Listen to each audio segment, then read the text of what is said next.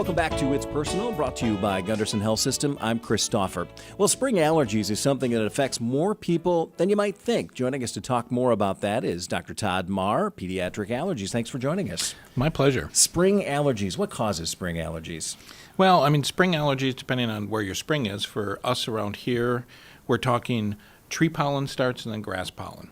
Mold takes a little bit longer to kick in. Mold, you have to be above 50 degrees for the mold outdoors to really be causing a lot of problems. But tree pollen starts, and then that follows into grass season. A lot of people plant trees this time of the year. What trees should they maybe avoid if they're an somebody that suffers, or should they, seek certain other kinds of trees? It's a great question, and the answer is no, they shouldn't, because the pollens carry in the wind everywhere. Okay. So, it's a lot of people say, well, I've got this birch tree right outside my window. And it's like, well, you could cut that birch tree down, but it's not going to help you that much with your neighbors and the people down the block, and the fact that the winds carry this pollen almost everywhere. It's very, very buoyant.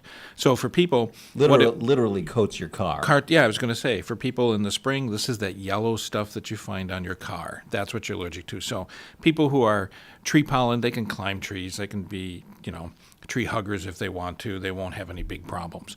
It's the pollen that's out there, and I can't tell you when it starts because it all depends on what the winter was like and how deep the frost went, how much snowfall we have. So everybody always says, oh, this is going to be the worst season we're going to have. I think we do that in allergy just to make everybody aware of the upcoming season.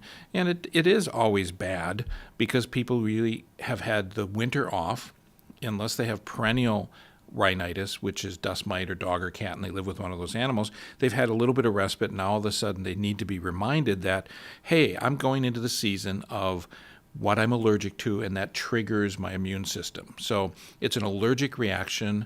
People who are allergic have built IgE antibodies to birch pollen or willow or a variety of different. Now, pine isn't usually too allergic, so people get confused. The pine puts out these real heavy clouds, but it's heavy and it settles right where it is, and most people aren't too allergic to pine.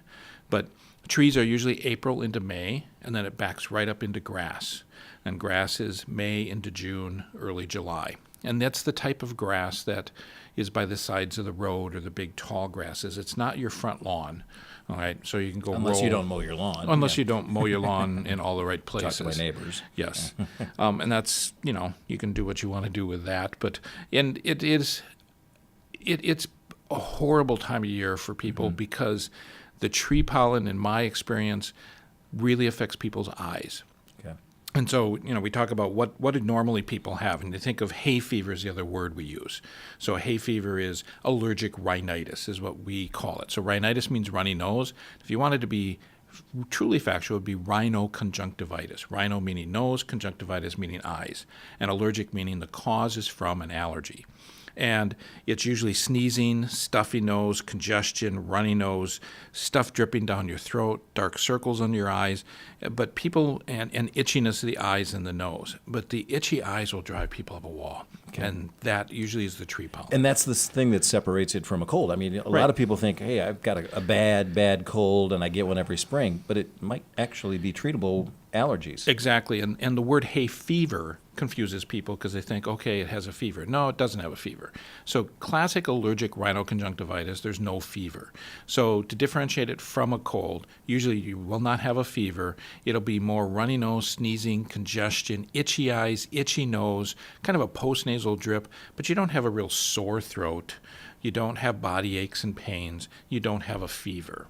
Okay, if you have those things, you're probably having a cold. You should see your primary care provider. If you've got the other symptoms, it's most likely an allergy. Seeing an allergist can help. We'll talk about that in a little while. Or you can try some self-medication. We'll talk about that also. The people who really suffer are the ones who are tree and grass allergic, and then on top of it have mold, and so they're basically going from nothing to boom, and it just kind of like just blows it up, and they're miserable. And they unfortunately wait too late. They're miserable, their eyes are swollen shut, their nose is congested, they can hardly talk because their nose is so full, and they have problems. I've heard you say this before, that if you know you have these problems, you want to get ahead of it and treat it early. Right, and that's where seeing an allergist to find out what you're allergic to so you can know your seasons and then say, okay, I know it's going to start in April, so let's start on my antihistamine. So over-the-counter Claritin or Zyrtec or Allegra, all trade names. The nasal steroids, Flonase or Nasacort or Rhinocort are available all over the counter. But starting a week or so before, so you can watch the TV news, pollen counts are available. The other thing I tell people, just look at the trees. If you're starting to see them bud out and you always have problems in the spring, that's when you start your meds. Don't wait till you're symptomatic because then you're too late. And then it doesn't have the same effect. Right. It's trying to do too much. You've got so much congestion, it just really can't help you too much. We're talking with Dr. Todd Mahr, pediatric allergist, about spring allergies. And so many people, is it something that's grown? Are more people suffering from allergies, or is it just more awareness? I think it's awareness. There's about 50 million Americans who sneeze and wheeze and all that thanks to seasonal allergies. So I think people are a little bit more aware of it. With the movement of the over-the-counter medications, there's been much more advertising, so everybody kind of thinks and knows they might be allergic to things. But it's very, very common. Upwards of 40% of people suffer at some point in time from allergies. Maybe not spring, might be fall, might be perennial. So again, that's where if you think you're having problems, seeing a board-certified allergist. We have both pediatric and adult allergy here at Gunderson Health System that we can get you in, help you find out what you're allergic to through simple skin testing or maybe blood testing, and come up with a treatment regimen. If you're not that bad, you can see your primary care provider, and they can help you out to get you through it. Everybody always thinks, well, it waxes and wanes in the spring. So showers help. When it rains, it'll wash pollen out of the air, but then that actually increases mold spores. So it's a double-edged sword depending on what you're allergic to. You know it all. Yeah. Talk a little bit, if you would, about more of those treatment options, because you mentioned already over-the-counter and that you can see your provider if you really have a problem. What other options are there out there? What do you suggest? I know you've talked about simple things like, hey, in the spring, don't put your clothes outside. Right, yeah. I mean, those are some of the simple things. If you know you're allergic, spring comes and we've been cooped up, and so everybody wants to open the windows. The worst time to do that is in the spring if you're allergic, especially early in the morning. So people will get home from work and they'll open the windows up and air the house out, and they'll leave the windows open overnight. It gets a little cool. They like that.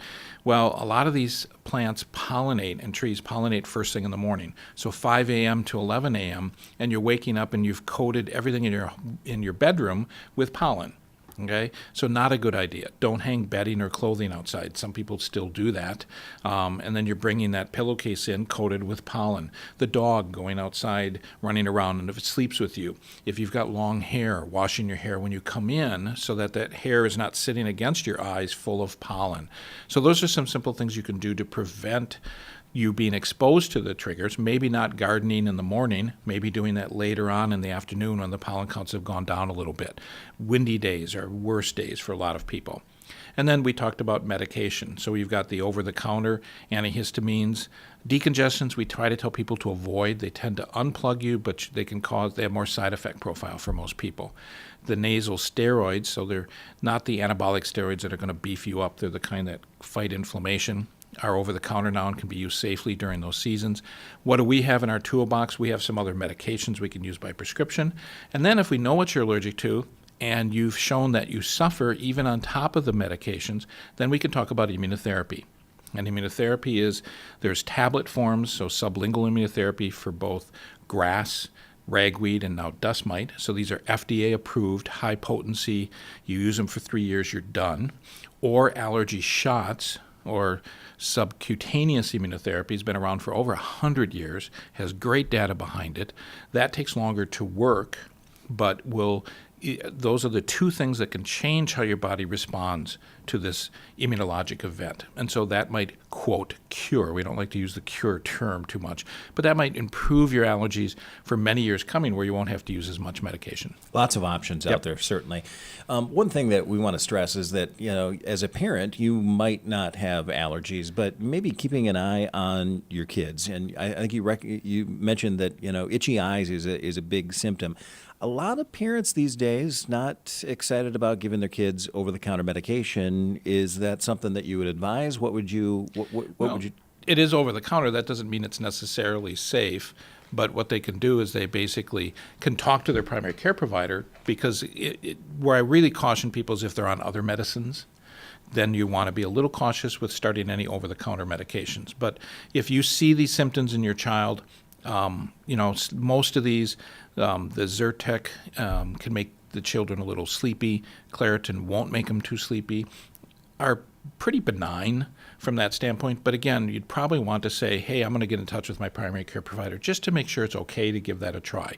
They'll give you the okay, I'm sure, and then they can do that. Ideally, do the preventative stuff first, okay? But I think you need to have something available so that they can act upon it so the child doesn't get too miserable. When we look at the data, boy, seasonal allergic rhinitis in children, they have increased lost days at school, and then parents pick the wrong medicine and start using diphenhydramine or Benadryl or something that makes them sleepy, and they're zoned out at school. So they're there, but they're not really active. And even allergies themselves, it's called presenteeism in the adult workplace, that people go to work, they're miserable with their allergies, they're present, but they're not functioning at their highest capacity. And study after study has shown that to be a problem in patients with allergies. So it's to get people to treat it so they don't have those symptoms is what we really have a goal for. 50 million Americans, spring allergies. Dr. Mahr, thanks for joining us. We really appreciate your time. And again, if you have any questions, you can certainly go to the Gunderson Health System website. That's gundersonhealth.org.